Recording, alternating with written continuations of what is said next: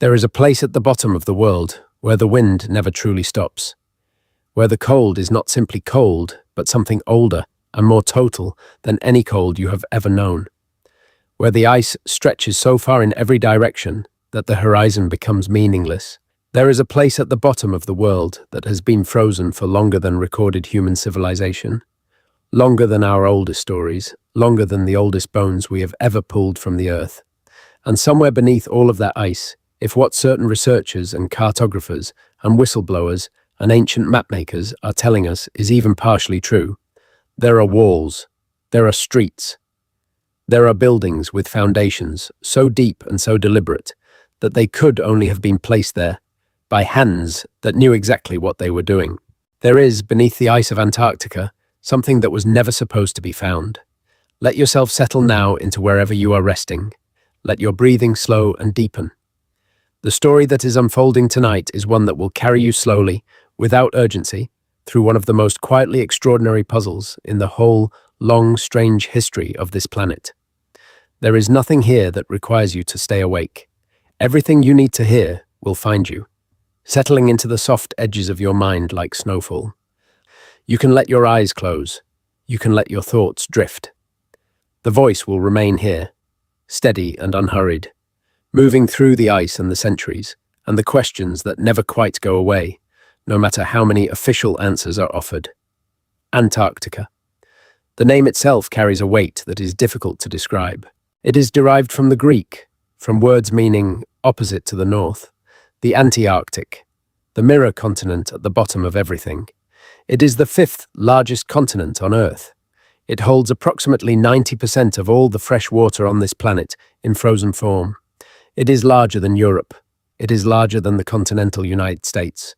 It is colder than anything you will encounter in an ordinary life, with temperatures that plunge to -89 degrees Celsius at its most extreme points, temperatures so low that exposed skin would freeze within seconds, that the moisture in your breath would crystallize before it drifted more than a foot from your face. It is a place that seems designed, by every quality it possesses, to remain unknown. And for most of recorded human history, it did remain unknown. The ancient Greeks theorized about a southern continent, a great landmass they called Terra Australis Incognita, the unknown southern land, which they believed must exist to balance the weight of the continents in the north. They had no evidence for this belief. It was a kind of philosophical symmetry, a geometric intuition, a feeling that the world would not be complete without something down there in the cold and the dark. And yet, as we will discover in the long hours of this night, the ancient world may have known more about the southern continent than our history books are prepared to acknowledge. The official story of Antarctica's discovery is relatively recent. European explorers began approaching the edges of the continent in the early 19th century.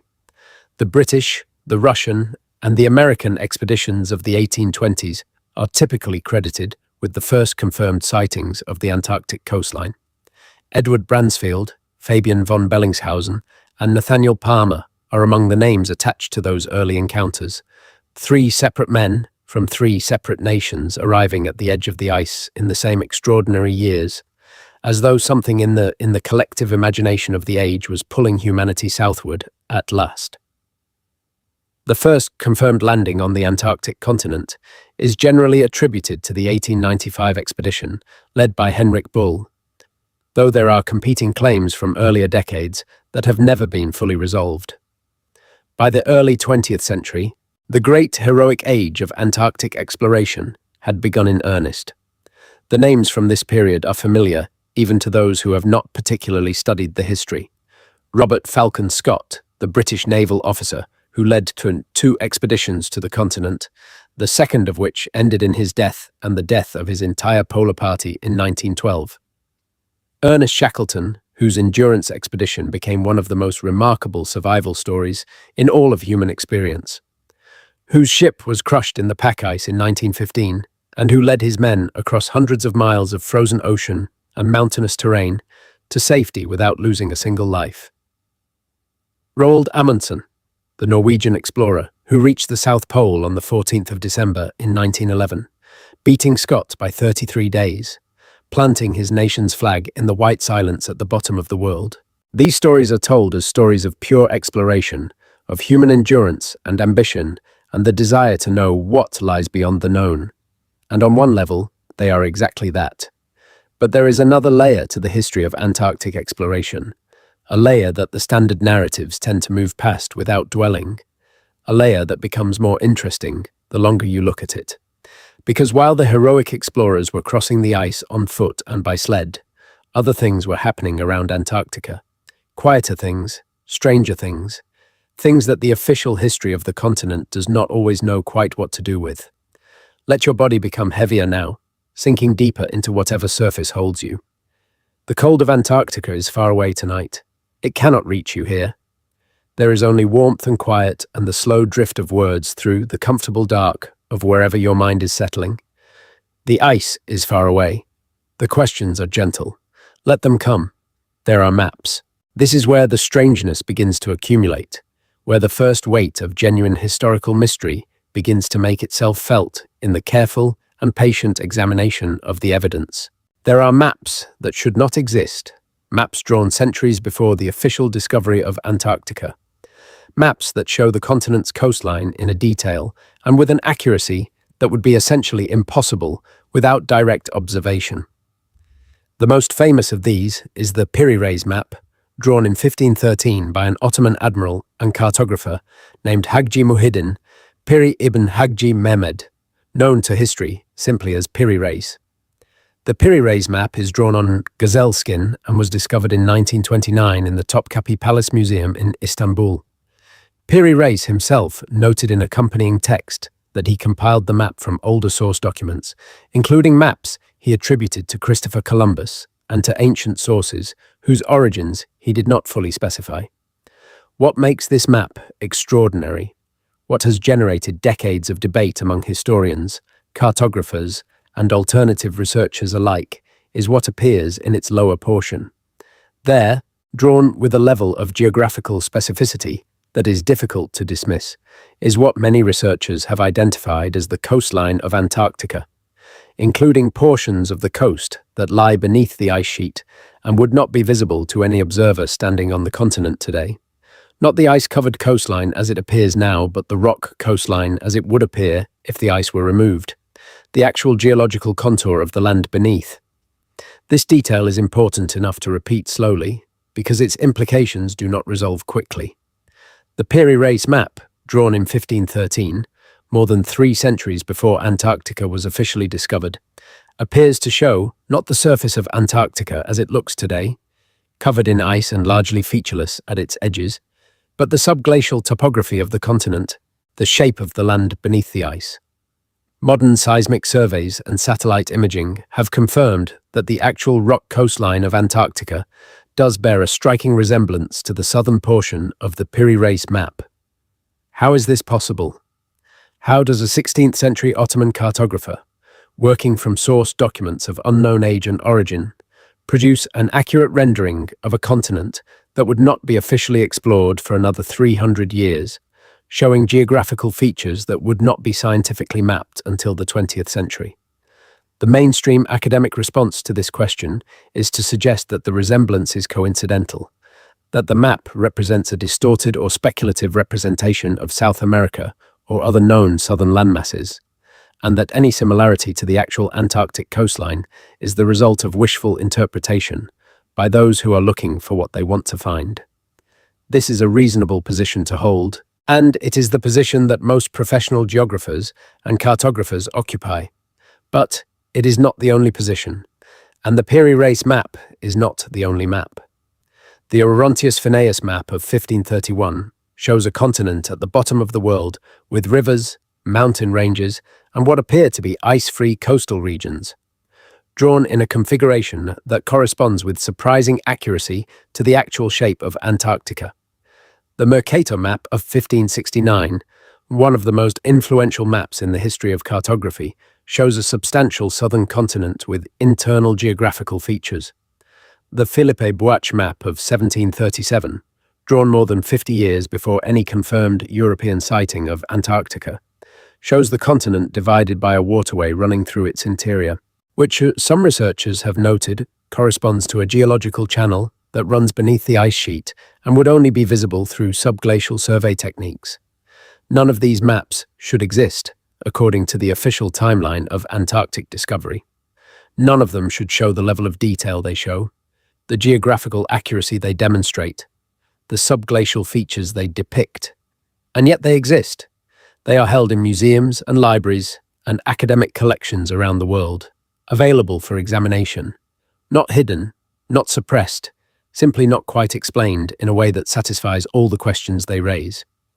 The conventional explanation is that ancient cartographers were making educated guesses about a hypothetical southern continent, extrapolating from incomplete information, and that the apparent accuracy of their maps is a combination of coincidence and confirmation bias on the part of modern researchers who are too eager to see what they want to see. Perhaps this is true. Perhaps the maps are less accurate than they appear, and the resemblances to the actual Antarctic coastline are products of selection and interpretation, rather than genuine correspondence. Perhaps. But there is another possibility, one that follows these maps as a thread through a much larger and much older tapestry, one that asks a question so fundamental that it tends to make the academic world uncomfortable the moment it is seriously posed.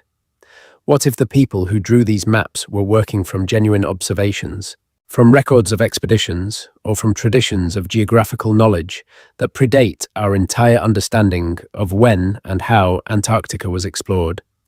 What if someone was there before? Breathe slowly now. There is no urgency in any of this. These are questions that have been sitting in the historical record for centuries, patient and unresolved and willing to wait. You do not need to solve them tonight. You only need to let them drift through the comfortable edges of your settling mind. Let them find their own place in the soft dark of wherever you are drifting toward. The maps are real. The questions are real. Everything else can wait until morning, or longer. To understand what might lie beneath the ice of Antarctica, it helps to understand what Antarctica looked like before it was covered in ice. This is not speculation. This is geology. The continent has not always been in its current state. Hundreds of millions of years ago, Antarctica was part of the supercontinent Gondwana, a vast landmass that also included what are now South America, Africa, Australia, the Indian subcontinent, and Arabia. Gondwana began to break apart roughly 180 million years ago, and the fragment that would become Antarctica drifted southward over tens of millions of years, slowly moving toward the pole. As recently as 34 million years ago, the Antarctic continent was significantly warmer than it is today, covered in forests and supporting a diverse ecosystem. The ice sheet that covers it now began forming approximately 34 million years ago and reached something close to its current state around 14 million years ago. But here is the geological detail that carries particular weight for the questions we are exploring tonight. The most recent major glaciation event, the one that corresponds to what is commonly called the Ice Age, ended approximately 12,000 years ago. And the geological record suggests that prior to approximately 6,000 years ago, substantial portions of the Antarctic coastline may have been seasonally or partially ice-free, particularly in the regions closest to the Antarctic Peninsula, which extends northward toward South America and experiences slightly more moderate temperatures than the deep interior of the continent. Charles Hapgood, an American historian and cartographer who spent decades studying the ancient maps of Antarctica, proposed in his 1958 book, Earth's Shifting Crust, that the geographical accuracy of maps like the Piri Reis could be explained by a theory of crustal displacement, the idea that the outer shell of the Earth can shift as a whole relative to the interior, moving entire continents from one latitude to another in a geologically brief period. Under this theory, Antarctica was once located further north, in a more temperate climate zone, and shifted to its current polar position within the time frame of human memory, perhaps as recently as 9,000 to 15,000 years ago. Albert Einstein wrote a foreword to Hapgood's book, expressing genuine interest in the hypothesis and noting that it deserved serious consideration from geologists and physicists. Einstein died before the theory could be fully developed or tested, and in the decades since, Mainstream geology has generally not embraced crustal displacement as a mechanism that operates on the timescales Hapgood proposed. But the theory has never been entirely dismissed either, and it continues to circulate in the spaces between official science and the longer, stranger questions about what the ancient world actually knew and when it knew it. If we allow ourselves the thought experiment, just for a moment, just as a way of following the evidence wherever it seems to want to go, of imagining that Antarctica was partially or wholly ice-free within the period of human civilization, then the maps become less mysterious and more alarming. Because what they would imply is not simply that ancient cartographers made lucky guesses, but that ancient human beings were physically present on the Antarctic continent, that they explored its coastline, mapped its interior rivers and mountain ranges, and created geographical records that were preserved and transmitted across millennia until they found their way into the hands of 16th century Ottoman admirals who compiled them into maps that still survive today. If this is true, then the story of human civilization is much longer and much stranger than we have been taught. And if this is true, then the question of what those ancient people may have built on the continent before the ice came down is not a fringe question at all. It is one of the most important questions in the history of our species. Let your thoughts float now, the way the ice floats on the dark water of the Southern Ocean, patient and vast and slow. There is no rush. The continent has been there for millions of years. It will remain there when the morning comes. Tonight, we are only passing through the outer edges of its mystery, getting acquainted with the shape of the questions before we go any deeper into the ice. In 1946 and 1947, the United States Navy launched what was officially described as the largest naval expedition in American history, a massive military operation directed at the Antarctic continent that has never been fully explained and whose true purpose has never been officially acknowledged.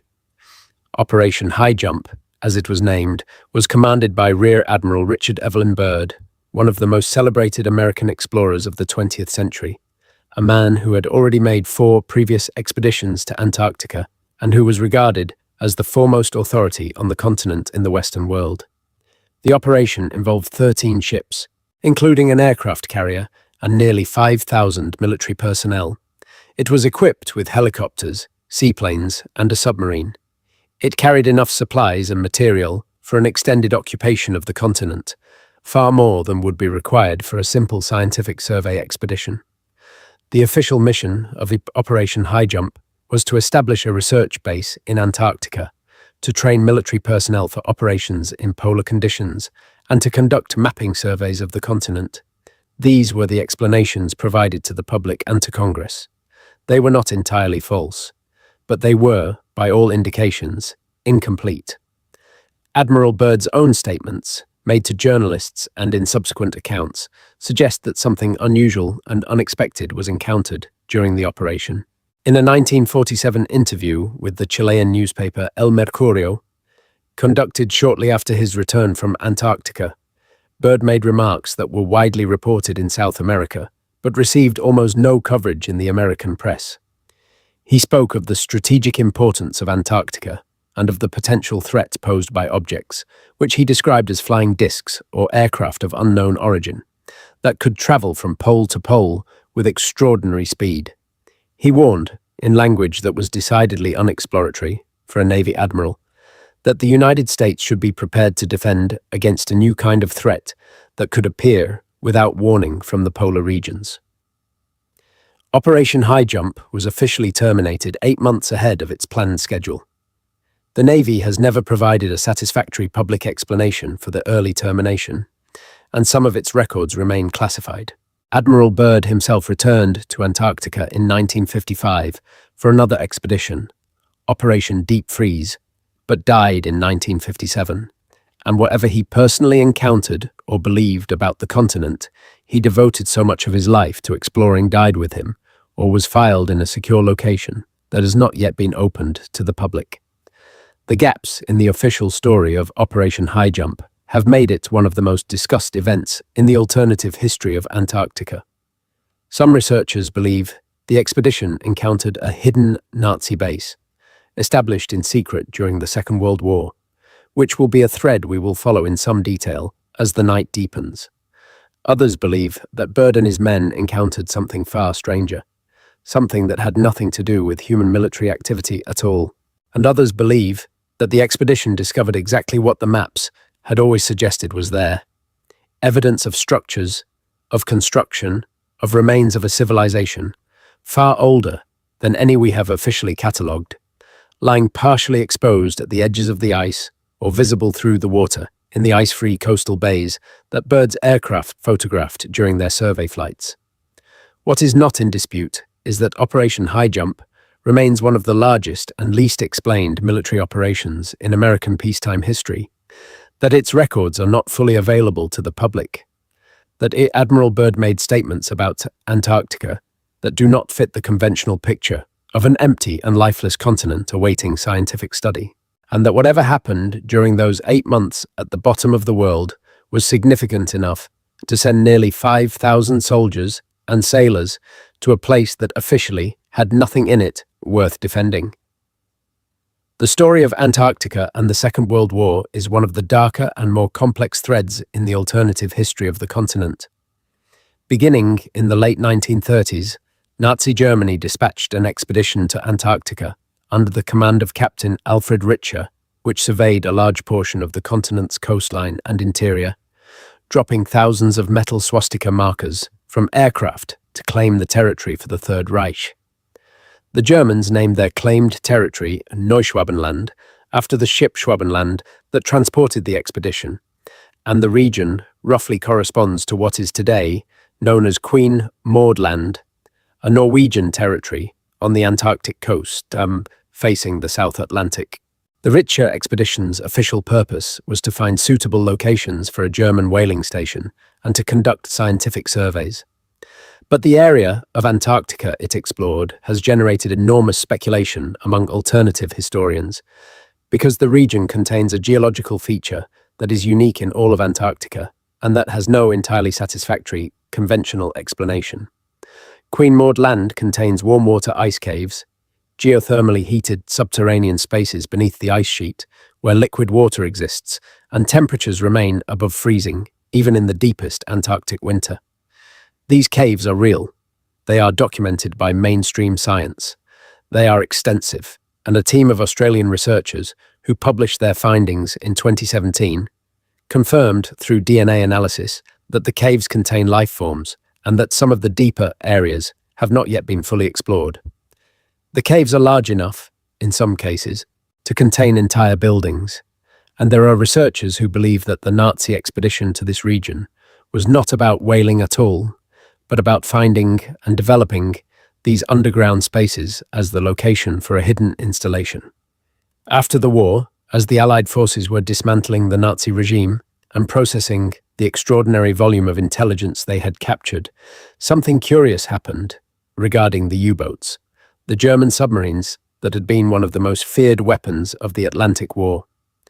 The German submarine fleet surrendered in large numbers after the German capitulation in May of 1945, but the accounting was never quite complete. Several U-boats were never found, never surrendered, and never confirmed as sunk.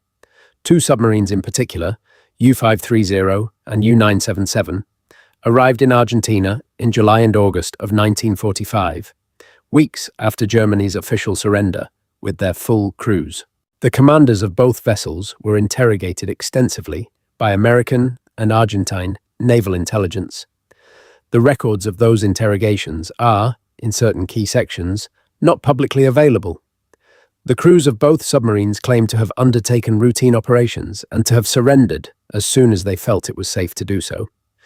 But the delay of more than 2 months after the German surrender and the fact that both submarines arrived in Argentina rather than returning to European ports to surrender has generated decades of speculation about what they were doing in the South Atlantic and whether they made any stops along the way. The theory that a group of high-ranking Nazis, possibly including Adolf Hitler himself, escaped to a secret installation in Antarctica at the end of the war, is one of the most persistent and widely circulated theories in the landscape of 20th century alternative history. It has been dramatized and fictionalized so many times that it has become difficult to take seriously as a historical proposition, which may itself be part of the reason it has proven so durable. Because underneath the dramatizations and the fictions, there are genuine historical questions that have not been fully resolved. There were missing submarines. There were documented German expeditions to Antarctica. There are documented warm water cave systems in the area the Germans explored. And there is an American military expedition to Antarctica in 1946 that was larger than any peacetime naval operation the United States had ever mounted, that was terminated early and without official explanation, and whose commander spent the rest of his life making oblique and unexplained statements about threats from the polar regions. Whatever the truth of the Nazi Antarctic base theory, its persistence in the historical imagination of the 20th and 21st centuries points to something real in the landscape of what we do not know about the continent. Antarctica is a place where the gaps in official knowledge are large enough to drive entire historical narratives through, and the Nazi base story, along with the Operation High Jump story and the ancient map story, are all evidence of the same underlying reality, which is that Antarctica has been treated, by the governments and institutions that have the most access to it and the most resources to study it, as a place that requires careful management of what the public is allowed to know. Rest now, if you are ready to rest. The night is long and the story is patient, and there is more to come. Much more, but none of it needs to arrive in a rush. Let the submarine, shadows, and the icy caves settle into the quiet of wherever your mind is wandering. The questions will still be there when the next section begins, steady and unresolved and carrying their weight through the comfortable dark. There is a theory about the history of human civilization that has been growing, quietly and persistently, in the spaces between mainstream academic history and the alternative interpretive traditions that have always existed alongside it. It is called the Tartaria theory, and it is difficult to summarize briefly without either oversimplifying its more compelling details or inadvertently lending more credibility to its more speculative claims than the available evidence strictly supports. But its core proposition is this: there was, at some point in the relatively recent past, a global civilization of extraordinary sophistication and reach, one that built on a scale and with a technical mastery that we have not fully acknowledged, one that was either erased or severely disrupted by a catastrophic event that we have chosen to call the mud flood, and one whose remnants are visible, if you know how to look at them, in the old buildings and ancient structures and repurposed architectural giants that populate the cities and landscapes of the world today. The name Tartaria refers to what the old maps called Tartaria, a vast region depicted on European cartographic documents from the medieval and early modern periods that covered an enormous swathe of what we now call Central Asia, Russia, Siberia, and portions of Eastern Europe and the Middle East. On these maps, Tartaria appears not as a collection of nomadic tribes and scattered settlements, which is roughly how conventional history describes the peoples of these regions during the medieval period, but as a coherent and substantial political entity, sometimes labeled as a Great Tartary or Tartary, with defined borders, named cities, and the implied attributes of a functioning civilization. By the 19th century, the name Tartaria had largely disappeared from maps and from the official geographical vocabulary of the Western world, replaced by the names of the Russian Empire and its various subdivisions. The alternative history interpretation of this disappearance is not that Tartaria was simply an imprecise or outdated geographical label that was superseded by more accurate cartography, but that the civilization it represented was deliberately erased from the historical record following a catastrophic event that ended it. The mudflood theory is the proposed mechanism for this erasure. The mudflood is not, in this interpretive framework, a metaphor or a myth. It is proposed as a literal historical event, a global or near-global inundation of mud and sediment that buried the lower stories of countless buildings around the world, buried entire cities in some cases, and created the geological conditions that would allow subsequent generations of human beings to reoccupy the buried landscape without necessarily knowing that they were walking on top of a previous civilization. Proponents of the mudflood theory point to a specific and observable phenomenon as their primary physical evidence. In cities around the world, particularly in cities that are more than a century or two old, there is a consistent pattern of buildings whose ground floors are partially or entirely below street level, whose windows begin at heights that do not correspond to the floor plans of the buildings they occupy, and whose basements and sub-basements often contain architectural details and finishing work of a quality and scale that does not correspond to what one would expect in a space designed to be underground. Walk through the old quarters of any major European or American city and pay attention to the heights of windows and doors, to the steps that descend into what are technically ground floors, to the arched entryways that seem designed to be approached from a position somewhat higher than the current street level allows. Or rather, do not walk through them now, not tonight. Settle further into your rest and simply allow the image to form in the soft interior of your mind. The old buildings of Edinburgh, the original streets of London, where the cellars extend 3 and 4 levels below the modern pavement, the lower levels of Paris that are accessible not as designed basements, but as spaces that were once at or near street level, sealed by successive layers of urban fill. The original windows of buildings in Chicago and New York that are now below grade, accessible only through excavation. The question the mudflood theory asks about these features is not simply a question of urban development or historical geology. It is a question about what was here before, about what lies beneath the layer of sediment and fill that separates the present-day surface from whatever surface existed previously, and about who built the structures that are now half buried in it.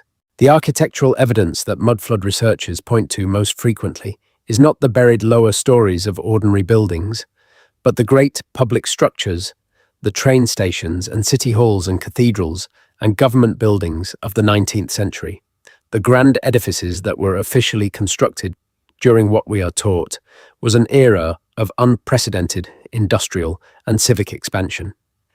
These buildings, the mudflood argument goes, are too large, too sophisticated, too ornate, and too numerous to have been constructed by the populations and technologies that are credited with building them.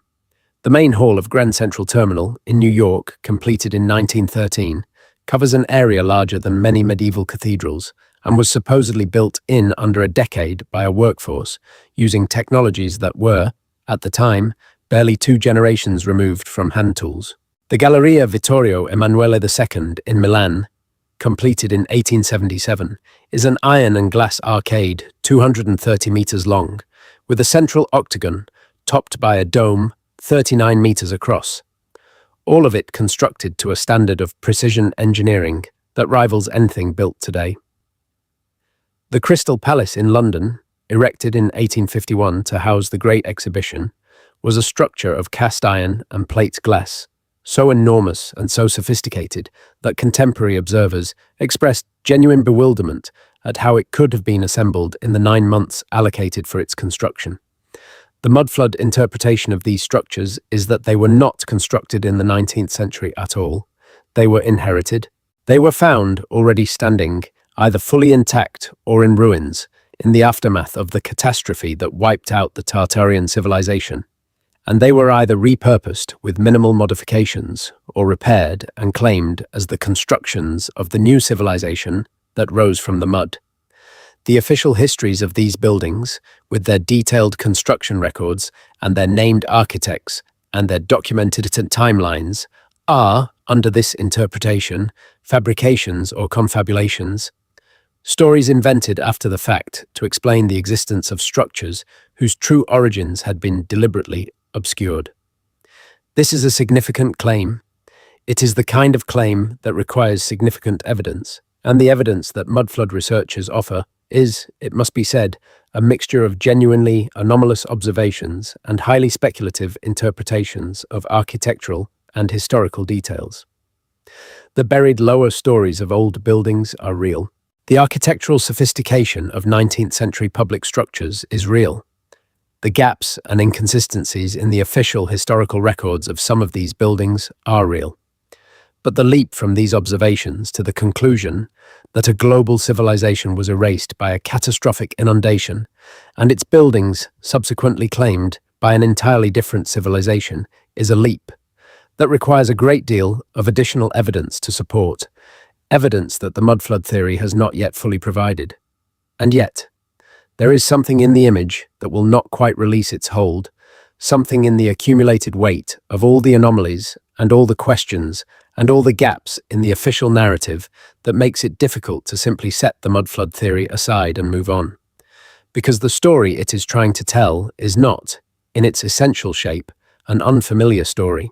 It is the story of civilizational collapse and replacement that has happened multiple times in the documented historical record. The Bronze Age collapse of approximately 1200 BCE wiped out nearly every sophisticated civilization in the Eastern Mediterranean within the space of a generation, leaving behind ruined cities and collapsed trade networks and a 300-year dark age before the successor civilizations emerged. The fall of the Western Roman Empire in the 5th century CE left behind roads and aqueducts and buildings that subsequent generations lacked the technical knowledge to replicate for centuries. The Spanish conquest of the Americas in the 16th century deliberately destroyed the records and monuments of the civilizations it encountered, to such a degree that scholars are still working to reconstruct what existed before. Civilizations collapse. Records are lost. Successor cultures inhabit the ruins of predecessors without always knowing or acknowledging what they have inherited. This is not a fringe proposition. This is documented history.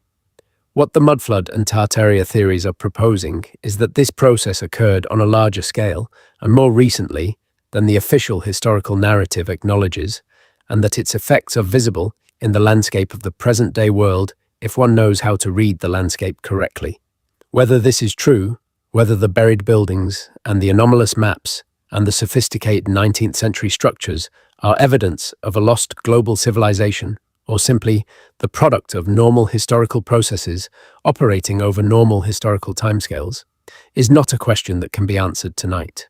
It may not be a question that can be answered definitively with the evidence currently available to us, but it is a question that is worth sitting with, worth carrying into the deeper quiet of the night, worth letting settle into the unhurried spaces of a resting mind that does not need to resolve everything before morning. The ice of Antarctica, in this context, takes on a different kind of weight, because if a civilization of the sophistication and global reach that Tartaria researchers describe did exist in the relatively recent past, and if that civilization was ended by some form of catastrophic geological or climatic event, then Antarctica becomes one of the most important possible repositories of its physical remains. Not simply because Antarctica is remote and inaccessible and therefore a natural hiding place, but because the geological timeline of Antarctic glaciation corresponds, at its most recent phases, to the approximate period in which a global civilization of the kind being proposed could have existed. If the Antarctic coastline was partially ice-free as recently as 10,000 or 12,000 years ago, then any structures built on that coastline during that period would have been gradually buried by the advancing ice sheet, preserved in frozen stasis, invisible and inaccessible from above, for the entire span of recorded human history. Imagine, if you will allow the image to form behind your closed eyes, a city at the edge of an ice-free bay in what is now the Antarctic coast. Not a primitive settlement of huts and crude walls, but a city in the sense that the word carries its full weight. A city with streets and public spaces and buildings of dressed stone with harbour works and warehouses and the accumulated physical infrastructure of a civilization that has had generations to build and refine its environment. A city at the bottom of the world, in a climate that was cold but not uninhabitable, in a landscape that was remote but not impossible to reach by sea. A city whose inhabitants understood the geometry of the southern skies better than any other people on Earth, who charted the stars from a position that no other human culture occupied, who knew the shape of the coastlines that surrounded their continent because they had sailed them and mapped them and recorded their observations in documents that eventually made their way, through channels and centuries we cannot fully trace, into the hands of cartographers in Constantinople and Rome and Amsterdam, who copied them without fully understanding their origin. And then imagine the ice coming, slowly at first perhaps, a gradual cooling and thickening of the seasonal ice that had always retreated each summer, a creeping advance that would have been perceptible across generations, but not necessarily alarming in any given year. And then, under some mechanism we do not yet fully understand, perhaps the crustal displacement that Hapgood proposed, perhaps a sudden shift in the ocean circulation patterns that regulate Antarctic temperature, perhaps something more dramatic and catastrophic, a global event, an impact or an eruption or a geomagnetic reversal that reset the thermal balance of the planet in the span of a human lifetime. The ice coming down in earnest, covering the harbors and the streets and the lower stories of the buildings that had stood for centuries, sealing everything beneath a growing weight of frozen silence that would persist for the next 10,000 years. The people would have left if they had time.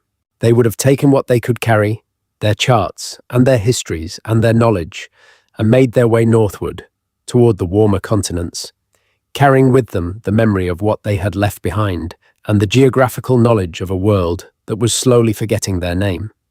Their descendants would have carried that memory forward in the form of maps and traditions and stories, distorted by the passage of centuries and the disruptions of subsequent catastrophes, until the memory of a great southern civilization faded into myth and the maps that encoded its geography were copied by scribes who no longer knew what they were copying, who saw only the lines and the names and not the human history that lay behind them.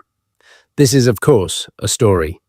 It is a story assembled from fragments, from anomalous maps and classified military operations and alternative interpretations of architectural evidence. It is not the official story. It may not be the true story. But it is a story that fits the available evidence at least as well as the official story does, in some respects better. And it is a story that the official story has never fully explained away, only declined to engage with at the level of detail that the evidence deserves. Let the story settle now. Let it find its place in the layered quiet of wherever you are, the way the sediment settles through cold water and comes to rest at the bottom, patient and still. There is more to come. The night is still young enough to hold several more hours of slow and gentle exploration, and the ice is very deep. In 1959, 12 nations signed the Antarctic Treaty, an international agreement that designated Antarctica as a scientific preserve, established freedom of scientific investigation, and banned all military activity on the continent. The original signatories were Argentina, Australia, Belgium, Chile, France, Japan, New Zealand, Norway, South Africa, the Soviet Union, the United Kingdom, and the United States. The treaty has since been signed by 54 nations and is administered by the Antarctic Treaty Secretariat in Buenos Aires. It is, by any measure, one of the most successful international agreements of the 20th century, a rare example of Cold War rivals cooperating to manage a shared resource without conflict. But the Antarctic Treaty also contains provisions that are less frequently discussed in the context of its celebrated status as a model of international cooperation. It bans not only military activity, but also nuclear explosions and the disposal of nuclear waste on the continent. It prohibits any new territorial claims and freezes the status of existing claims so that no nation can acquire sovereignty over any portion of Antarctica for as long as the treaty remains in force. It establishes that all scientific data gathered in Antarctica must be shared openly among the signatory nations, and it contains provisions, elaborated in subsequent protocols, that effectively govern and restrict access to the continent in ways that do not apply to any other landmass on Earth. Antarctica is one of the most difficult places on the planet to visit, not simply because of its physical remoteness and extreme climate, which are genuine practical obstacles, but because of the administrative and regulatory framework that the treaty system has established around access to it. To conduct research in Antarctica, an institution must obtain permission from one of the treaty nations that operates a research base there, and the operations of those bases are governed by an extensive and carefully monitored system of protocols and permissions. Independent expeditions to Antarctica are technically permitted, but practically complex, expensive, and subject to oversight and reporting requirements that do not apply to expeditions to any other part of the world. And there are areas of Antarctica, particularly in the deep interior, that are effectively inaccessible to anyone, without the resources and permissions that only treaty nations and their institutional partners can provide. The alternative history interpretation of the Antarctic Treaty is that it was designed at least in part to control and restrict access to whatever has been discovered on and beneath the continent, to ensure that any significant discoveries are made and managed within an institutional framework that allows governments to control what information reaches the public, and to prevent the kind of independent and uncontrolled exploration that might surface evidence of the things that the official narrative of Antarctica prefers not to discuss.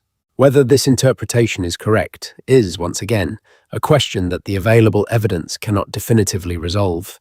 The treaty's stated purposes are exactly what they appear to be, and its effects in preventing military conflict over Antarctica and protecting its environment have been genuinely positive. But its effects in restricting independent access to the continent are also real, and the question of whether those restrictions serve purely the stated purposes or also serve other purposes that are not stated in the treaty text is a question that deserves to be asked. In 2012, a team of Russian scientists drilling through the Antarctic ice sheet at the research station, Vostok, in the deep interior of the continent, broke through the ice into a liquid water lake that had been sealed beneath 2 miles of ice for an estimated 15 to 25 million years. Lake Vostok, as it is known, is one of the largest lakes in the world by surface area, comparable in size to Lake Ontario, and it exists in total darkness at temperatures just above freezing, maintained by the geothermal heat of the bedrock beneath it. The discovery of Lake Vostok and the subsequent preliminary analysis of water samples from the lake, which contained evidence of microbial life forms unlike anything previously known to science, was one of the most significant geological and biological discoveries of the 21st century. The lake had been known about since the 1960s, when Soviet scientists first identified a gravitational anomaly in the ice that suggested a liquid water body beneath it. But the technical challenges of drilling to it without contaminating it with the drilling fluids used to keep the borehole from collapsing took decades to overcome. Lake Vostok is not the only subglacial lake beneath the Antarctic ice sheet. There are more than 400 identified subglacial lakes in Antarctica, ranging from small ponds to bodies of water the size of major lakes. Many of them are connected by subglacial rivers and drainage channels, forming a complex hydrological system that flows across the bedrock of the continent, entirely sealed from the surface by miles of ice. This system is, in many respects, one of the least explored environments on Earth. The creatures that inhabit it, and there are almost certainly creatures in many of these lakes, have been isolated from the surface world for millions of years, evolving in total darkness and constant cold into forms that we have not yet described or classified. The alternative history interpretation of the subglacial lake system is that it is not only biologically significant, but potentially archaeologically significant, that among the geological features preserved beneath the Antarctic ice, there may be the remains of coastal and riverside settlements, built by whatever civilization occupied the continent before the glaciation. In the subglacial topography, mapped by modern seismic surveys, researchers have identified river valleys, mountain ranges, plains, and coastal features that would have constituted a habitable landscape in a warmer climate.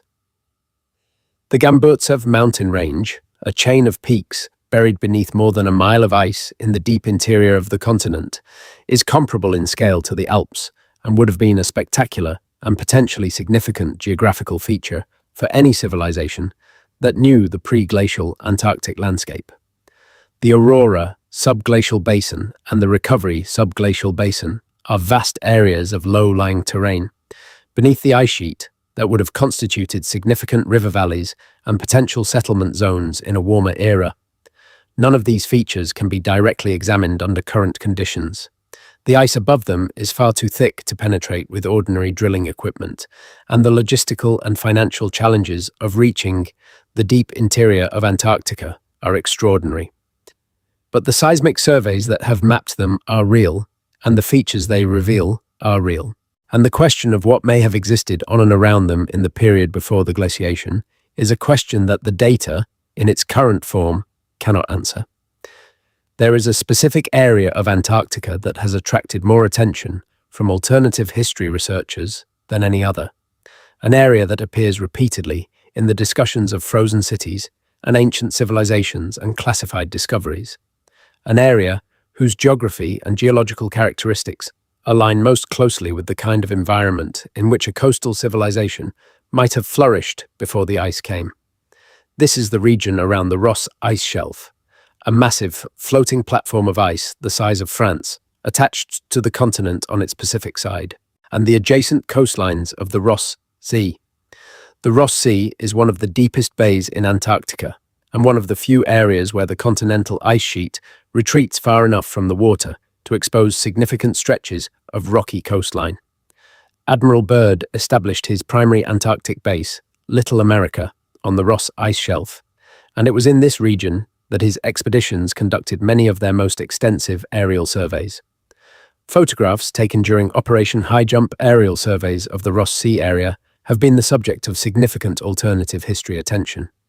Some researchers claim to have identified, in the aerial photographs of the Antarctic coastline taken during these surveys, anomalous rectangular and geometric features partially buried in ice and snow that do not correspond to the random shapes of natural geological formations. These claims are difficult to evaluate independently because the full archive of Operation High Jump aerial photography is not publicly available, with many images remaining classified or simply not digitized and accessible through public databases. The images that have been made public and that are cited in alternative history discussions are, in most cases, ambiguous enough to support multiple interpretations, and mainstream geologists who have examined them have generally attributed the apparent geometric features to natural ice and rock formations shaped by wind and geological processes. But the fact that a significant portion of the photographic record from the most extensive aerial survey of Antarctica ever conducted by the United States military is not publicly available is itself a fact that contributes to the atmosphere of incomplete information that surrounds the continent. In 2016, photographs taken by a satellite survey of Antarctica and released through Google Earth showed a feature in the coastal region of Queen Maud Land, the area of German interest in the 1930s, that generated significant discussion in both mainstream and alternative media. The feature, which appeared to show three evenly spaced raised structures in a triangular configuration, partially buried in the snow, was initially described by some researchers as possible evidence of a pyramidal structure or structures beneath the ice. Mainstream geologists quickly identified the feature as a nunatak, a rock peak protruding through the ice sheet, and noted that the symmetrical triangular form of some Antarctic nunataks is a product of natural erosion processes and not indicative of artificial construction. Most mainstream observers were satisfied with this explanation, but the incident itself and the speed and comprehensiveness of the mainstream response to it added another layer to the ongoing discussion about what is and is not present in the Antarctic landscape, and how much of the conversation about that question is shaped by the frameworks through which we allow ourselves to see it. The concept of a world grid or a global energy network is one of the more elaborate theories in the alternative history space, but it is also one of the most geometrically interesting and, in some respects, one of the most difficult to entirely dismiss. The basic idea is that the Earth itself has an underlying geometric structure, a network of energy lines or ley lines or electromagnetic pathways that connect significant points on the planet's surface, and that the great ancient monuments and sacred sites of the world, Stonehenge and the Great Pyramid and the temples of the Yucatan and the stone circles of Scotland and the megalithic structures of Micronesia and hundreds of others, were built at specific nodal points along this network, deliberately, and with knowledge of the energy that flows through it. The name most frequently associated with this theory in its modern form is Ivan Sanderson, a biologist and naturalist who published in 1972 a paper identifying 12 zones around the world where anomalous phenomena, including magnetic and gravitational anomalies, unusual weather patterns, and the unexplained disappearances of ships and aircraft, seem to cluster. Sanderson's work was expanded by other researchers into the concept of the Earth's crystal grid, a dodecahedron or icosahedron of energy lines mapped onto the planet's surface with major nodes at specific geographic locations. Antarctica appears as a major node in most versions of the Earth grid theory, positioned at the planet's southern pole in a location that, if the grid is real, would make it one of the most energetically significant points on the Earth's surface. The alignment of other major nodes with sites of ancient and significant human construction. The Great Pyramid at Giza, the megalithic site of Tiahuanaco in Bolivia, the Easter Island statues in the South Pacific, Stonehenge in England, the ancient temples of Cambodia, and others, is cited as evidence that the civilizations that built these structures understood the planetary energy grid and oriented their most important constructions along its lines deliberately. If this is true, then a major civilization at the Antarctic pole node would not simply have been in a good geographical position by accident. It would have been at the most important single point in the entire global energy network, the energetic hub around which the entire grid organized itself. Nikola Tesla, the Serbian-American inventor, whose work in the late 19th and early 20th centuries laid the foundation for the modern alternating current electrical system, and whose later, less well-documented experiments apparently convinced him that it was possible to transmit electrical energy wirelessly through the Earth itself, is a figure who appears with remarkable frequency in the alternative history of technology and civilization. Tesla believed, or claimed to believe, that the Earth itself was a giant resonator that could be used to transmit electrical power anywhere on the planet's surface without wires, using the planet's natural electromagnetic properties as a transmission medium. His Wardenclyffe Tower, the massive coil and transmission tower he began building on Long Island in 1901, with the financial backing of J.P. Morgan, was intended to be the first node of a planetary wireless power transmission network. Morgan withdrew his funding before the tower was completed, and Wardenclyffe was never tested at full capacity, and Tesla spent the rest of his life in increasing poverty and isolation. His grand plans for wireless global power never realized. The alternative history of Tesla is that his work was not simply unfinished, but deliberately suppressed, that the technology he was developing was real and functional, and that the interest that stood to lose from the availability of free, or nearly free, wireless electrical power to everyone on the planet ensured that his work was stopped and his reputation damaged sufficiently that it could be safely ignored. More relevantly to the story of Antarctica, there is a tradition in alternative history circles that Tesla's wireless energy transmission technology was either derived from or independently duplicated ancient technology that was incorporated into the great public buildings of the Tartarian civilization. That the domes and spires and ornamental metalwork of the grand 19th century buildings that mudflood researchers identify as pre-flood Tartarian architecture were not decorative but functional, that they were components of a wireless energy distribution network operating on principles that Tesla rediscovered and that have since been resuppressed. Whether any of this is true cannot be evaluated on the basis of the available evidence, which is, at this level of the argument, almost entirely theoretical and interpretive. But the image it creates is a compelling one, the image of a world in which energy was abundant and freely available, in which the great buildings of an ancient civilization hummed with wireless power, transmitted through the planet itself, in which the Antarctic pole was the generating hub of a global system that maintained comfortable and technologically sophisticated life everywhere on the planet's surface.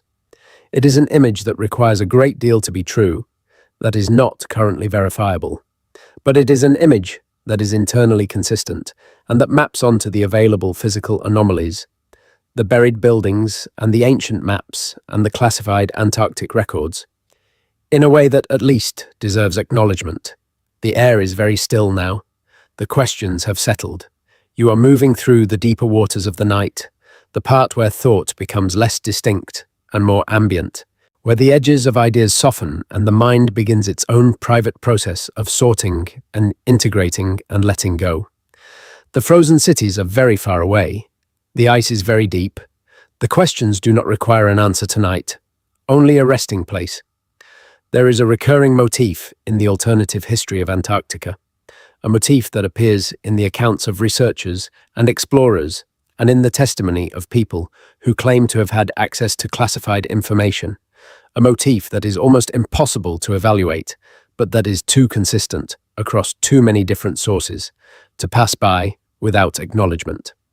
The motif is this: there are people who know what is beneath the ice of Antarctica, not just government officials and military commanders and intelligence operatives, though those categories appear frequently, but also, in several accounts, individuals of scientific and academic standing who have either visited the continent in official capacities and seen things that they were instructed not to discuss, or who have had access to classified documents or briefings that describe discoveries of a nature and significance that the official scientific narrative of Antarctica is not currently prepared to accommodate. These accounts are, by their nature, unverifiable. The people who describe having seen classified documents cannot produce those documents. The researchers who claim to have been told, in informal conversations with military or intelligence officials, that significant artificial structures have been identified beneath the Antarctic ice cannot name their sources or provide corroborating documentation. The pattern of silence and non-disclosure that surrounds these accounts is entirely consistent with what one would expect if the accounts were true, but it is also entirely consistent with what one would expect if the accounts were fabricated or imagined. The silence proves nothing. It is the absence of evidence that is the evidence, and the absence of evidence is always the weakest possible form of evidence. And yet the silence has a shape. When significant geographical or archaeological discoveries are made in accessible and well-studied parts of the world, they are announced. When researchers make discoveries that challenge existing paradigms in significant ways, they publish. When people with access to classified information believe that something important is being suppressed, they sometimes take risks to bring that information to public attention. Whistleblowers exist. Leaks happen. The information landscape of the early 21st century is one in which it is genuinely difficult to suppress significant information indefinitely. And Antarctica has been studied by thousands of scientists from dozens of nations for nearly a century, and the volume of genuinely surprising, paradigm-challenging information that has emerged from all of that study is remarkably small, given the size and the potential significance of the continent. This could be evidence that there is nothing remarkable beneath the Antarctic ice, that the continent is exactly what mainstream science says it is, a geological and biological laboratory of considerable scientific value, but of no archaeological or historical significance, beyond the relatively recent human presence that has existed there since the early 20th century. Or it could be evidence of an extremely effective and coordinated suppression of information that has managed to maintain its effectiveness across dozens of nations and thousands of researchers and nearly a century of continuous scientific activity. Either possibility is, in its own way, extraordinary. One extraordinary thing, the complete absence of significant anomalies in a continent that alternative history researchers believe is full of them, or another extraordinary thing, a suppression of information so complete and so durable that it has successfully kept its secrets from an entire century of increasingly sophisticated scientific investigation. Neither option is simple, neither option is comfortable, and neither option is, with the evidence currently available, definitively provable. What we can say with certainty is that Antarctica is one of the least known significant landmasses on Earth, that the information gap between what is officially known about the continent and what has been officially shared with the public is substantial, documented by the existence of classified records and restricted access zones and unexplained early terminations of major expeditions, that the geographical features of the continent, as revealed by modern seismic and satellite survey techniques, include rivers and valleys and lakes and mountain ranges that would have constituted a significant and potentially habitable landscape in a warmer climatic era. That the ancient maps that exist in libraries and museums around the world show a southern continent with a level of geographical detail that should not be possible under the conventional timeline of Antarctic discovery, and that no fully satisfactory explanation has been offered for how that detail came to be recorded. That the Antarctic Treaty System, whatever its stated purposes, effectively restricts independent access to the continent in ways that would make the discovery of significant anomalies difficult to publicize without institutional support, and that the alternative history framework of Tartaria and the mudflood, whatever its speculative excesses, is rooted in genuine anomalies in the historical and architectural record that the mainstream narrative has not fully addressed. These are the facts as best they can be assembled from the available evidence. They do not add up to a definitive conclusion. They add up to a very large and very interesting question that has not been answered, that may not be answerable with the access and the technologies we currently have, and that sits at the center of a web of related questions about the true history of human civilization, the true capabilities of ancient peoples, and the true nature of the relationship between the institutions that govern the Antarctic continent and the public to whom they are nominally accountable. The night is very deep now. The words are becoming lighter, less insistent, more willing to drift and dissolve into the comfortable stillness of wherever you have settled. The questions are no longer pressing themselves against the edges of your attention. They are simply present, the way the ice is present at the bottom of the world, vast and patient and full of things that may never be fully known. There are other threads worth following, even here, even now, in the gentlest possible way. Threads that connect the frozen mysteries of Antarctica to the larger mystery of what human civilization has been and may have been in the deep past. Threads that pull at the edges of the official story and suggest that the story is incomplete in ways that matter. One of those threads involves the architectural traditions of the world's most ancient surviving buildings, the megalithic structures that appear on every continent and that, in their scale and their precision and their apparent knowledge of astronomy and mathematics, continue to challenge the conventional picture of what primitive ancient peoples were capable of building. The megaliths are everywhere. Stonehenge, of course, the ring of standing stones on the Salisbury Plain of England, precisely oriented to the rising and setting of the sun at the solstices, built from stones transported from quarries more than 200 miles away by people who had no wheels and no draft animals larger than oxen. The Great Pyramid of Giza, the most precisely constructed large structure on Earth, its four sides aligned to the cardinal points of the compass to within a fraction of a degree, its internal chambers configured with an acoustical and astronomical precision that modern engineers have not been able to fully replicate, built, according to the official timeline, by a civilization that had only recently invented writing and did not yet have iron tools.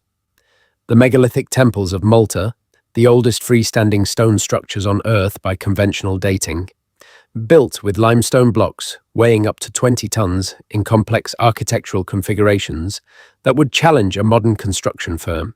The walls of Sacsayhuaman, near Cusco in Peru, built from stones weighing up to 300 tons, fitted together with such precision that a sheet of paper cannot be inserted between them, achieved without mortar and without any mechanical advantage that the official archaeological narrative can satisfactorily explain. These structures exist.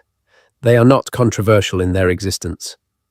What is controversial is the explanation for how they were built, by whom, with what knowledge and technology, and to what purpose. The conventional explanations, the ramps and rollers, and sufficient human labor of the official archaeological narrative, are not always convincing when applied to specific structures at specific scales.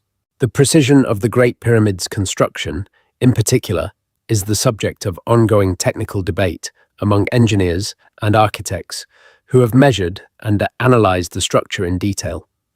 The tolerances achieved in its construction, the alignment to the cardinal points, the levelness of the base, the smoothness of the original casing stones, are tolerances that would be considered impressive achievements for a 21st century construction project, equipped with laser measurement tools and computer-aided design. That they were achieved with copper tools and organizational methods available to a Bronze Age civilization is not impossible, but it is, as numerous researchers have noted, considerably more remarkable than the official narrative tends to acknowledge. The alternative history interpretation of the megaliths is that they were not built by the civilizations to which they are officially attributed, but by the earlier, more advanced civilization whose existence is encoded in the Tartaria theory and the mudflood hypothesis. Under this interpretation, the megaliths are the surviving surface remnants of a global civilization whose less durable constructions have been either destroyed by the catastrophe that ended it or buried beneath the sediment and ice of the subsequent geological period.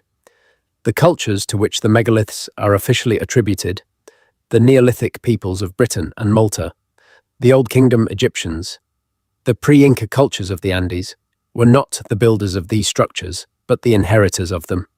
Cultures that arrived in a landscape already furnished with extraordinary monuments and that incorporated those monuments into their own religious and cultural practices without fully understanding the civilization that had created them. This is, once again, a significant claim. It requires the existence of a civilization of global reach and technical sophistication that has left no directly attributable written records, no identifiable artifacts in standard archaeological contexts, and no clear ancestral connection to any of the cultures that are proposed as its inheritors. These are not small evidentiary requirements, and the alternative history tradition has not yet produced the kind of direct archaeological evidence that would satisfy them. But the anomalous features of the megaliths themselves, the precision and scale that the conventional narrative has difficulty fully explaining, are real, and the question of whether the conventional explanations are adequate is not one that mainstream archaeology has fully closed. In the most ambitious versions of the alternative history of human civilization, all of these threads connect. The frozen cities of Antarctica connect to the global energy grid that connects to the megalithic monuments that connect to the Tartarian civilization that was destroyed by the mudflood that buried the buildings that now lie half submerged in the streets of old cities around the world. It is a unified theory of ancient history, a grand narrative that explains the anomalous maps and the anomalous buildings and the anomalous monuments as pieces of a single puzzle, whose solved image is a picture of a world very different from the one described in the history books we were given in school. Whether this unified theory is true is a question that the evidence, in its current state, cannot definitively answer. But the question is coherent. The evidence that motivates it is real, and the official narrative's failure to provide satisfying explanations for many of the anomalies it identifies is also real. Perhaps the most honest thing that can be said about the alternative history of Antarctica and Tartaria and the mudflood, at the level of evidence and argument at which it currently operates, is that it is asking real questions in the wrong direction. The questions it asks about the accuracy of the ancient maps, about the origin of the megaliths, about the nature of the Tartarian civilization depicted on old maps, about the purpose of Operation High Jump, about what lies beneath the Antarctic ice, are genuine questions that the conventional historical narrative has not fully addressed. The alternative history tradition asks these questions with a confidence and a completeness that the evidence does not yet support, assembling the anomalies into a single coherent narrative and treating the coherence of that narrative as evidence for its truth. The coherence is real, but it is not the same thing as evidence. A story can be coherent and wrong. The history of science is full of coherent stories that turned out to be wrong when more evidence became available. But a story can also be coherent and right, or right in ways that become clearer as more evidence accumulates. The history of science is also full of unorthodox theories that were dismissed by the establishment of their time and subsequently vindicated, not entirely, but substantially, by evidence that accumulated over decades. Continental drift was dismissed as fringe speculation for most of the first half of the 20th century, before the evidence for plate tectonics became overwhelming. The possibility of extraterrestrial impacts as a driver of mass extinctions was considered wildly speculative before the discovery of the iridium layer and the Chicxulub crater made it mainstream. The idea that bacteria could cause stomach ulcers, that retroviruses could carry genetic material, that the universe had a definite beginning in time, all of these were treated as unorthodox, even risible propositions by the scientific establishments of their eras before the evidence caught up with the theories. The frozen cities of Antarctica have not yet been found. The evidence for a Tartarian global civilization of the kind that alternative researchers describe has not yet risen to the level that mainstream academia would require to take it seriously. The mud flood theory has not been corroborated by the kind of stratigraphic and geological evidence that would establish it as a real historical event in the scientific literature. These are facts, and they matter, but they are not the same as saying that the questions these theories are asking have been answered. They have not been answered. They have been set aside, mostly without engagement, by a mainstream academic tradition that has limited time and resources and that reasonably prioritizes questions that are more directly tractable with the tools and methods it has available. The ice of Antarctica will not release its secrets easily or soon. The treaty that governs the continent will not be renegotiated in the near future in ways that would open it to the kind of independent exploration that might settle some of these questions. The classified records of Operation High Jump and the other major military expeditions to Antarctica will not be declassified on any particular timeline.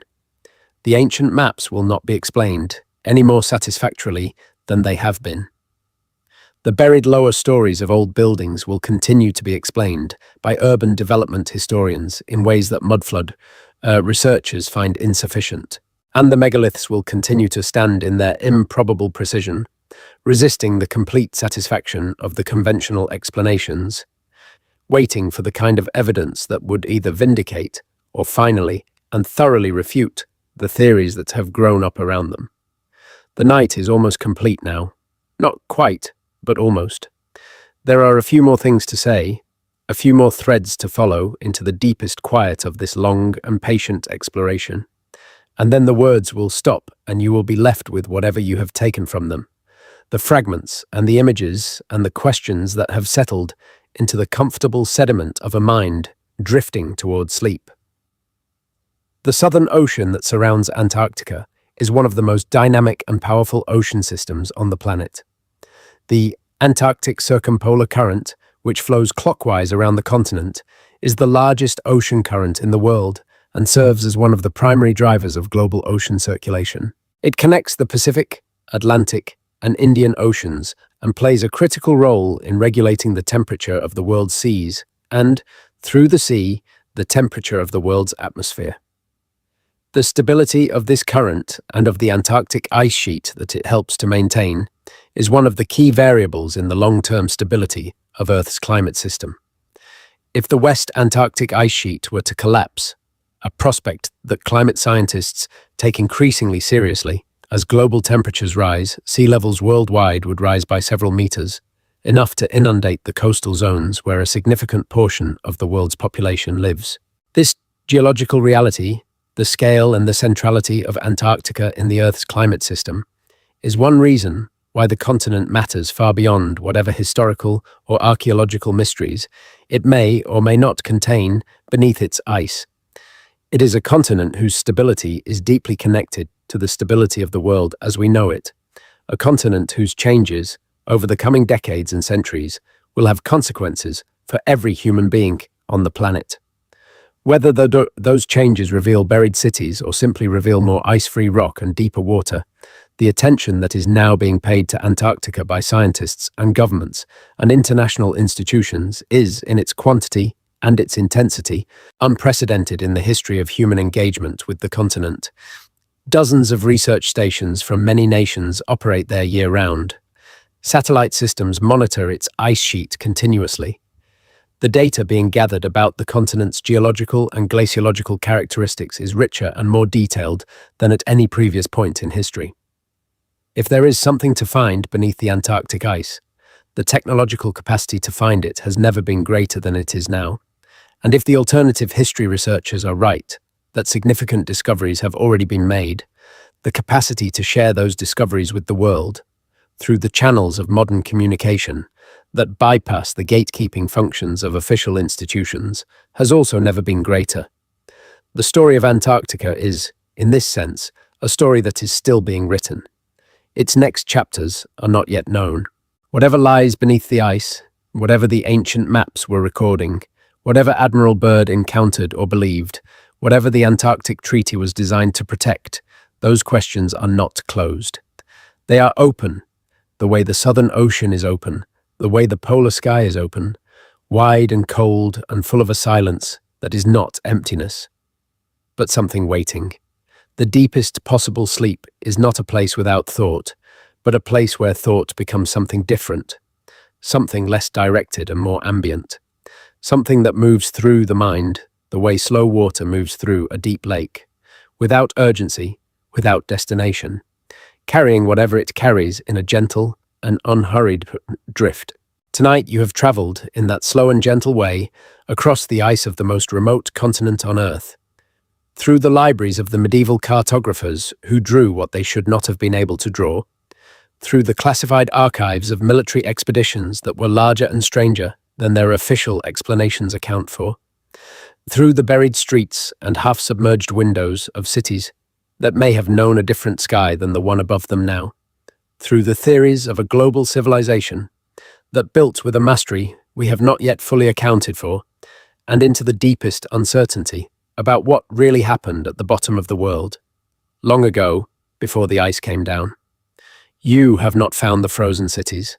Nobody has found them, officially. But they are there, or they are not there, in that deep and frozen silence beneath 2 miles of ancient ice, as patient as the questions that point toward them, as unknown as the civilization that may or may not have built them, as real as the maps that should not exist and do, as certain as the silence that surrounds the things that the most powerful institutions on Earth have decided. For whatever reasons they have decided it, we do not need to know. Sleep now. The ice is very far away and very still. The questions will wait. The cold has no power here, no reach into the warm and comfortable space where you are. The continent is at the bottom of the world, 12,000 kilometers from anywhere you have ever been, frozen in its eternal and enormous patience, keeping its secrets or having no secrets to keep, either way giving nothing away tonight, either way as silent and as unmoved by human curiosity as it has always been, indifferent in the way that only truly ancient things can be indifferent, the way the stars are indifferent, the way the deep ocean is indifferent, the way time itself is indifferent to the small warm creatures who spend so much of their brief existence trying to understand it. Let your breathing slow now to its deepest and most natural rhythm. Let the words dissolve into the silence from which they came. The cities of the ancient world are all in their places tonight, frozen or buried or simply forgotten, as they always are in the hours before dawn, as they will be when the morning comes and the world resumes its ordinary brightness and the questions of the night recede to the edges where they always wait. Antarctica is at the bottom of the world. The ice is very deep. And you are here, warm and still and drifting, moving now into the place where no questions follow, where the maps are blank and white and the silence is total and the cold, at last, cannot reach you. There is a particular quality to the darkness at the South Pole that explorers have described in terms that do not quite translate into the language of ordinary experience. It is not simply the absence of light, though it is that.